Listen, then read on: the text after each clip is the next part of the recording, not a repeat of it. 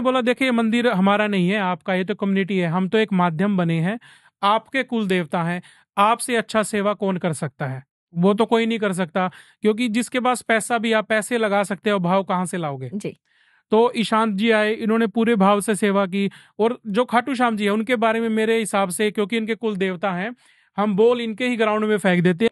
जी, बिल्कुल वो तो हम सब जानते हैं कि हारे का सहारा बाबा श्याम हमारा।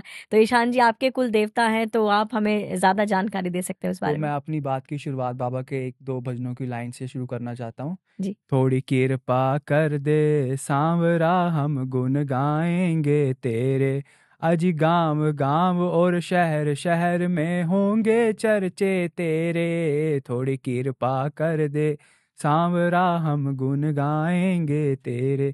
तो इस थोड़ी कृपा में, और जो गांव गांव और शहर शहर की बात हुई है, तो उसमें एक कड़ी और जुड़ चुकी है, वो है सिडनी। तो हमारे सिडनी में श्याम बाबा प्राण प्रतिष्ठा हो चुकी है। तो बाबा हमारे कुल के देव हैं। तो आज तो मतलब लाखों लोग, जैसे अब फागुन का मेला भरता है, तो बाबा के दो मेले जो खासकर भरते हैं, एक फागुन का मेला, तो इस टाइम पे बाबा ने अपना शीश को दान दिया था, जिसके कारण से श्याम बाबा को शीश का दानी कहा जाता है। और कार्तिक की एकादशी को श्याम बाबा का जो मंदिर था खाटू धाम में, वो प्राण प्रतिष्ठा हुई थी, जिस कारण से बाबा के दो जो मेले हैं वो महत्वपूर्ण तौर पे भरे जाते हैं। तो उसमें अब सिडनी में बाबा का जो प्राण प्रतिष्ठा हुई है, तो बाबा तो हारे का सहारा है ही, जी। तो जो हार के आया उसको बाबा ने सहारा दिया।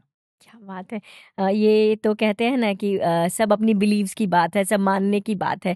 तो आपने अभी ज़िक्र किया कि एकादशी और द्वादशी का, तो आने वाले इवेंट्स में जब मुझे लगता है कल, अगर हम परसों। बात परसों द्वादशी है हाँ हाँ जी। जी। है ना? तो मंदिर में कुछ स्पेशल अगर आपने हाँ जी, इवेंट ऑर्गेनाइज। परसों हमने शाम को 6 बजे से लेके 8 बजे तक बाबा की भजन संध्या रखी है। तो उसमें हम बाबा को शाम को रिझाएंगे, बाबा की अखंड ज्योति होगी, बाबा का श्रृंगार करेंगे, और बाद में सभी को प्रसाद वितरण किया जाएगा मंगलवार को। मंगलवार को। क्या तो बात। ये तो वो हो गया ना कि डबल डिप हो गया, ट्यूसडे भी है, हनुमान जी का दिन भी है, जी। और बाबा की भी द्वादशी बाबा की है। भी है। तो पहले हनुमान जी के गुणगान होंगे, और शाम को 6 बजे से फिर बाबा शायद की। कीर्तन शुरू होगा, हाँ। और 8:30 बजे या 8 बजे आरती आरती करके। होगी। जी। और उसके बाद जो अपना भंडारा प्रसाद होता है, और प्रसाद भी अपने एक श्याम प्रेमी ने ही किया हुआ है। अरे वाह। वो मेरे ख्याल से कितने 2 या 4 घंटे दूर, कितने दूर रहते हैं जो अब अपने। वो हमारे वोलुंगोंग में रहते हैं, ओके। तो उनकी भी बाबा के प्रति बहुत आस्था है, और वो खाटू धाम से सिर्फ 35 किलोमीटर दूरी पे रहते हैं, तो वो बाबा के बिल्कुल इंडिया में नज़दीक रहते हैं। तो क्या। सिडनी से तो मैं तो नया ही हूँ, तो ये वोलोंगुन कितना दूर पड़ता है?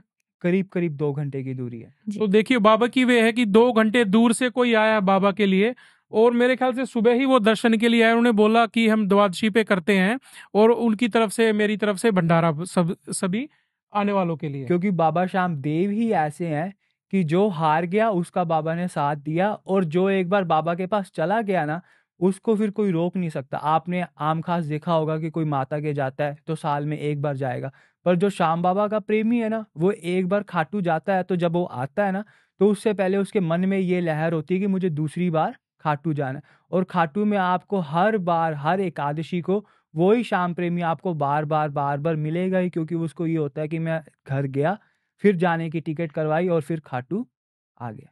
क्या। तो अभी जैसे हम मंदिर की बात कर रहे हैं, जैसे आज हमारी डिस्कशन चल रही थी कि हम बाबा का द्वादशी पे करेंगे, तो आपको क्या लगता है, आपके तो कुल देवता हैं, तो आपकी तो पीढ़ियां चली गई इनकी सेवा करते हुए, तो जब आपने उनकी सेवा की, देखो हमसे अच्छा था, इन्होंने इतना जी। श्रृंगार किया है, तो आपका क्या भाव आ रहा था? भाव था तभी तो श्रृंगार किया, अगर भाव ना होता तो श्रृंगार कैसे करते। और मेरे हिसाब से जो मैंने सीखा कि बाबा हमेशा सूरत रूप में बाबा की पूजा होती है, कि हमने ये सोचा है कि हमारा श्याम बाबा उधर बैठा है, और हम बाबा का श्रृंगार कर रहे हैं और बाबा को मना रहे हैं। तो अभी हम द्वादशी का तो इवेंट करेंगे, तो यदि और शाम प्रेमियों को मिलना हो, तो हम उसके बारे में क्या सोच रहे हैं? जैसे आप लोग आए थे और आपने बोला, हमने कहा कि चलो आज से बाबा की सेवा आप करेंगे, तो अब आगे कौन मिल रहा है, कि मतलब हम हर महीने कुछ इवेंट कर रहे हैं या क्या? हाँ, तो अभी हम सोच रहे हैं कि हम हर मंथली बाबा का एक कीर्तन करेंगे। जो जो श्याम प्रेमी है और जो बाबा को मानते जो भी हैं, जुड़ना चाहता जो भी है। जुड़ना जी। चाहता है, तो वो आए, वो हमारे साथ मिल के हम बाबा को रिझाएंगे, भजन गाएंगे, बाबा की आरती करेंगे, बाबा का श्रृंगार करेंगे। एवरीवन इज ओपन, और दे कैन कम। मेरे को याद तो है कि कल इन्होंने कुछ पूछ रहे थे, पब्लिक पूछ रही थी कि भाई बाबा को आपने कुछ एग्जाम्पल दिया था, कोई महाभारत चल रही थी, तो वो क्या था? आपने काफी अच्छा एक्सप्लेन किया था इन्होंने। क्या तो बात जो है। श्याम बाबा है वो महाभारत के देव हैं। क्यों? महाभारत में जब पांडव और कौरवों में युद्ध हुआ जी। तो भीम बली के श्याम बाबा पुत्र हैं। भीम के पुत्र हुए घटोत्कच और घटोत्कच से पुत्र हुए बर्बरीक।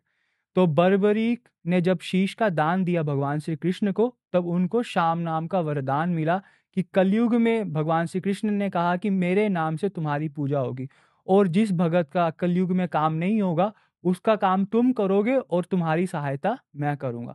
तो कलयुग में जो बाबा श्याम है, बर्बरीक है, वो अपना शीश दाने देने के बाद बाबा श्याम के रूप में, भगवान श्री कृष्ण के रूप में बाबा की पूजा होती है, जिस कारण से बाबा का हम श्रृंगार, बाबा को इत्र लगाते हैं, बाबा को फूल देते हैं। तो भगवान श्री कृष्ण ने अपनी सारी कलाएं बाबा श्याम को दी और बाबा श्याम भगवान श्री कृष्ण के रूप में पूजित हो रहे हैं कलयुग में। नहीं, ये तो बहुत अच्छा, पर मैंने आपका और कुछ सुना था कि जब युद्ध खत्म हुआ, तो आप बता रहे थे कि युद्ध खत्म हुआ, तो इन्होंने कल एक्सप्लेन किया हाँ था जी कि जी जब युद्ध खत्म हुआ, कि जैसे एक नॉर्मल आज का समय कलयुग का है, तो हमें लगता है कि मैं काम कर रहा हूँ, आपको लगता है आप कर रहा जी है, दूसरे को लगता है कि उसने युद्ध जीता। तो आप कुछ बता रहे थे कि तो जब बर्बरीक युद्ध देखने के लिए गया तो भगवान श्री कृष्ण तो अंतर्यामी है, तो वो एक ब्राह्मण के रूप में बर्बरीक को मिलने आते हैं और पूछते हैं कि बालक, तुम युद्ध देखने यहाँ पर क्या करने आए हो?